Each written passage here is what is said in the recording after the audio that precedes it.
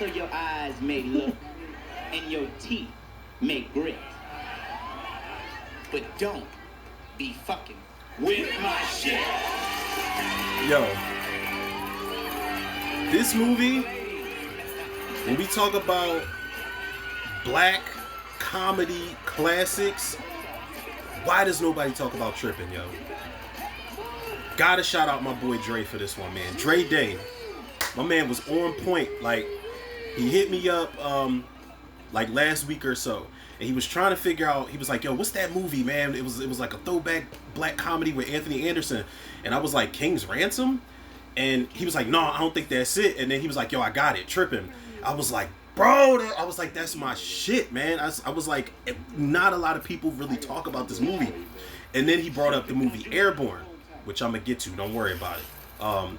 But I was like, bro, I was like, you gave me an idea. Like, we was like reminiscing on old throwback movies, and I was like, yo, you gave me an idea for a segment, because y'all know I be doing like, you know, like say something nice about and sequels that slap and black bulls and horror and shit like that. So I was like, yo, I gotta do a segment. I'm gonna start doing a segment called the Jawns that people forgot. If anybody's not from Philly, like a Jawn is anything. A Jawn can be this, it could be that, it could be her down the street, it could be anything. It's Philly's own noun, all right? So the Jawns that people forgot, aka the movies that people forgot, but we saying Jawn, all right? Trippin' is one of them, yo, because nobody talks about this movie. You know what I'm saying? Like, this movie is fucking underrated, hilarious, yo. Dion Richmond, he was in the Cosby Show, he was in Sister. He was in he's a genre guy too, man. He was in Hatchet, got fucked up in Hatchet. Victor Crowley, yo, fucked him up real good. He was in Scream 3. He's a part of one of the best sequences in the entire franchise when Ghostface starts fucking everybody up in the mansion, and he tries to save the day, but he runs down the steps. Like, yo, that shit's hilarious. But Dion Richmond's good in this movie, man. He's the lead guy, and he's a daydreamer, basically. You know, he's got a crush on Maya Campbell's character. If nobody knows who Maya Campbell is, she was the daughter, the sister in the TV show In the House with LL Cool J and them. So she's the main girl, and he's just like goo goo gaga in La La Land over her all day. But he just daydreams a lot, not necessarily about her, but she always finds her way into his daydreams. But he just daydreams about being the man. Like, that was the thing back in the 90s, especially amongst the 90s high school kids in movies. You know, they wanted to be the man, they wanted to be popular, they wanted to be rich and famous and things like that, but mainly just to be popular. You got Donald Faison, who plays his right-hand man, June, in this. June is like the player. Like, June got all of these girls on his top, man, and all the girls jump him at the prom at the end of it. The shit's hilarious.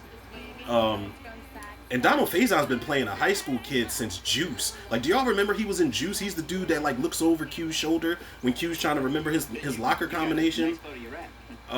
Countess Vaughn is in this from the Parkers, and she just, I was talking over it, but she has a scene where she's actually singing, and her voice sounds so good, man. But she's a hater in this shit, man. She plays Maya Campbell's cousin, and she's just like, yo, she don't want to talk to you, bruh. Like, everybody knows a chick like that who was just cockblock McGee. You know what I'm saying? Guy Torry's in this, Joe Torry's brother. Guy Torry I always thought was a lot funnier than Joe Torry, man. But Guy Torry's in this, he's hilarious. Anthony Anderson's in it. My man from, I can't remember the light-skinned dude's name from 227. He looks like he was like an honorary member of Full Force or some shit. And I think he was Wacky D in CB4. I can never remember that actor's name. And my man that's always with Anthony Anderson, I can't remember his name either, but he was in the Lyricist Lounge show, and he was Megan Good's husband in Deliver Us from Eva. That dude's underrated, funny as fuck.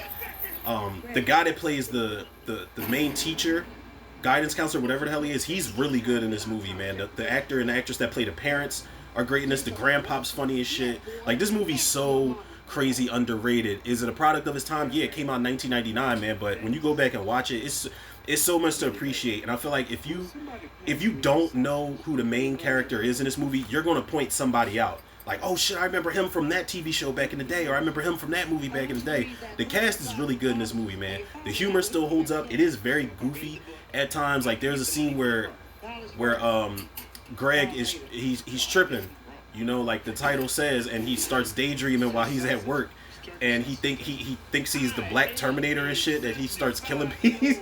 He starts killing people in there, and then Maya Campbell, he's like, you come with me if you want to live, or whatever he says. He takes her from her fucking punk ass boyfriend. This movie does something that I fucking hate with these high school driven films, man, where the popular girl is dating just this asshole. You know he's an asshole, and then when he does asshole things to somebody else, it's kind of like, well, stop, don't be like that, don't be nice to him.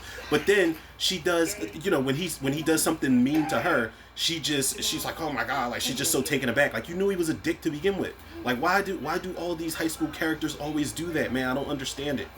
But this movie, you know, and they always have this conflict resolution thing, or the conflict part. You know, he lies to the girl. He tells her he got into college, and then she's like, oh, so you lied, you didn't get into college, and say you did that just to get with me and all this other shit. And then she stops talking to him, and then he's at prom, and he gives a speech about how he lost the only girl he loved, and, you know, he gets her back and shit. Like, it is, I'm not going to say it's necessarily by the numbers, but it does check some boxes as far as like a 90s teen comedy goes. But this is one of them ones, man. This is definitely one of them Jawns that people forgot and had to show some love, shed some light on this movie, man. I'm telling y'all, it's a fun watch when you go back on it, man. It really is. So again, shout out my boy Dre for bringing this movie back to my attention. And I did mention Airborne, so I'm gonna probably do that next, because that's definitely, why don't nobody talk about Airborne? We gonna talk about it for sure, but I'm mad that y'all don't talk about it. Y'all act like y'all forgot it, which y'all probably did.